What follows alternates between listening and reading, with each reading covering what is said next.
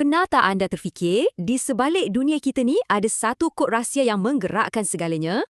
Jawapannya mungkin akan mengejutkan anda. Jom kita lihat. Dan kita akan mula dengan sains yang paling penting. Sains yang boleh selamatkan nyawa. Okey, bayangkan satu kecemasan. Ada orang rebah. Apa anda nak buat? CPR ni penting untuk hantar darah dan oksigen ke otak. Ia beri kita masa. Macam mana pula kalau ada orang tercekik? Ada satu teknik khas untuk ni. Namanya Heimlich Maneuver.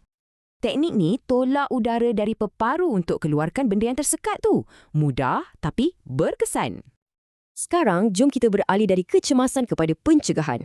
Badan kita ni sentiasa bagi data penting tau.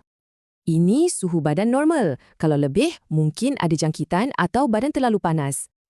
Ini pula tekanan darah yang sihat. Kalau selalu tinggi, risikonya serius, macam stroke.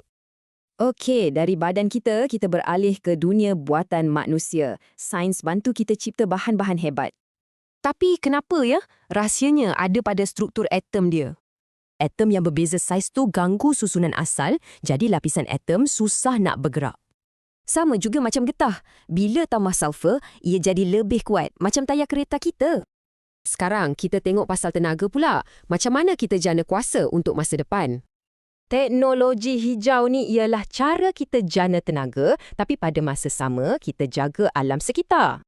Ia guna proses pembelahan nukleus. Semuanya bermula bila satu neutron langgar atom yang tak stabil. Tindak balas berantai yang terkawal inilah yang hasilkan tenaga dalam reaktor nuklear.